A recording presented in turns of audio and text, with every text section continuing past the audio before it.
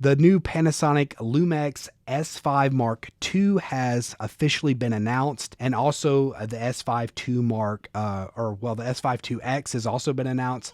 Both are pretty exciting cameras, and they finally have the Panasonic AF Phase Detect Autofocus. So that's big on its own. They're finally getting rid of the trash autofocus, and it seems like for a first outing they may have done a good job. But let me go over some of the highlights, so we'll talk about the people who's actually had it in their hands and what some of the impressions have been. So this is on B&H right now. It comes in at $1,900, or well, $1,997, so right at $2,000. But for the specs, this is not bad. This is a 24.2 megapixel CMOS sensor. Now, what I find interesting, a lot of people are just saying, oh, it's not BSI, it's not going to have the dynamic range of Sony and stuff like that. But Canon has started to do some really good stuff with CMOS. I mean, they're not maybe quite on par with BSI, but from what I've seen with some of the tests, I mean, it's good enough. They're getting, I think it was 14.1 stops is what Gerald Undone had in his testing. When they say 14 plus, they actually are giving us 14 plus, which is good. A lot of times manufacturers say 14 plus and then they don't quite give that to us. But with the clean stops, I think you're right around 12.8. So really good stuff. I personally think that is plenty, especially for the price and the value here. 4K 60 is cropped at an APS-C at 422 10-bit. Unlimited, because they have a fan. This thing is not going to overheat. You have, the flip screen, the tilt flip screen, the stabilization here. This is probably the most exciting thing for me as my light goes out in the background. This is probably the most exciting thing that I saw come out of this camera is just the amazing IBIS that I saw. So, some cameras will say, they say 6.5 stops. I think if you actually have, image stabilized lens as well. Canon is marketing 8, and so is Sony. They're marketing 8 with their new technology with the R5 that recently came out. But this seems to be the best autofocus, so don't always just listen to the steps. A lot of that is marketing. The practical use that I saw out of it, it looks super gimbal-like, and the wobbling isn't that bad. It's not too much warp in the sides, so I think it looks great. I think they're even going to fix it even better in firmware. That excites me the most about this camera, besides the price and the value that you're getting out of it. Dual USB 2 cards. It's plenty. It didn't need a CF Express card. Wi-Fi, Bluetooth, nothing special there. This does offer 6K 30 at 420 10-bit. This is long op. It's not all intra. Some people will think that is a super downer. To me, it's not that big of a deal. One thing that I think is a big deal is in 6K 30. So at 5.9K, you're actually getting the 16:9, which is the standard video. But if you go to the 6K 30, you're actually getting a 3:2 image. A lot of people are creating things for social media at this point. And even if you're not a content creator, or you're not even caring about vertical video whatsoever, a lot of the people who are your clients, you're creating for them. They may have a real estate business or any kind of other stuff like that. And if you're creating, marketing videos for them, a lot of times they want to be able to repurpose it, maybe not just use it on YouTube or in any traditional marketing. They're also wanting that vertical. So to be able to shoot in 3.2 at 6K is really good and impressive.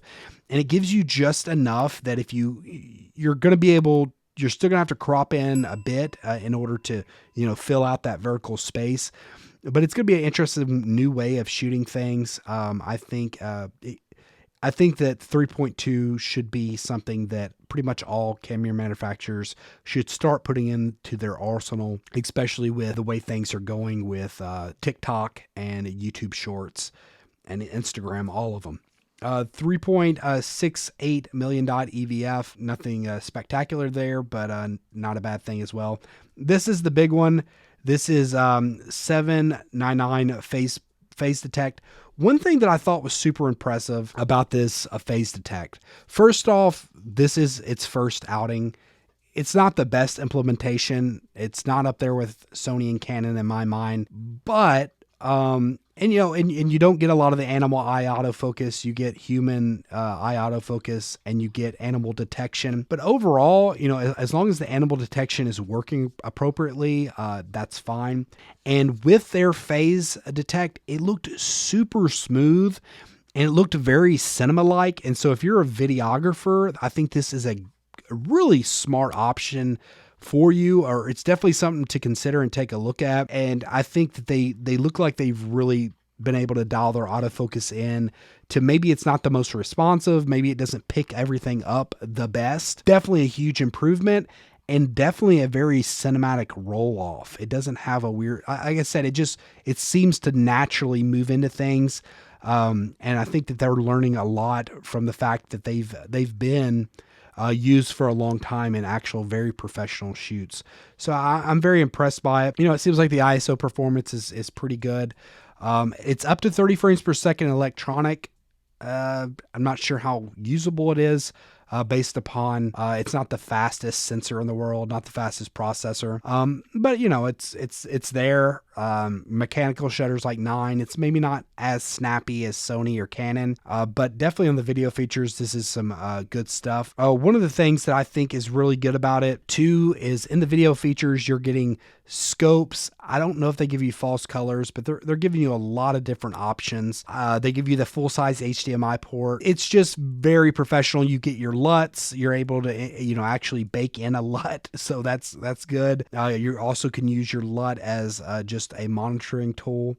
So they're doing a lot of things that I think most camera manufacturers are trying to differentiate, and they're doing very well with the hybrid stuff. And like, if, for example, Sony would make you buy an FX3 or an FX30. They're not put into the A7S III apparently, which is very disappointing. Canon would make you buy one of their C cameras or one of their higher end cinema cameras, but it looks like Panasonic, I think they have a winner here, especially for the value.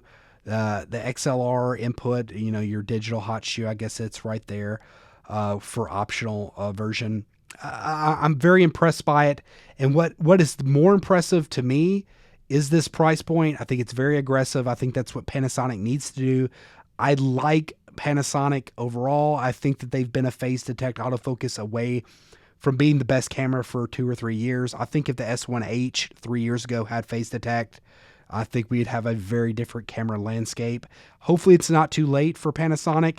And hopefully this, bodes well for an S1 Mark II or an S1H Mark II. Obviously, they're going to be bringing the Phase Detect into that as well. Yeah, so what are your thoughts on this S5 Mark II? Drop in the comment section below and let me know. Do you think it is being overhyped? Are you excited that Panasonic has finally brought Phase Detect autofocus? Are you impressed considering it's the first outing? And do you like it the way that I do, as far as to be able to have that really smooth roll off? Let me know all that in the comment section down below.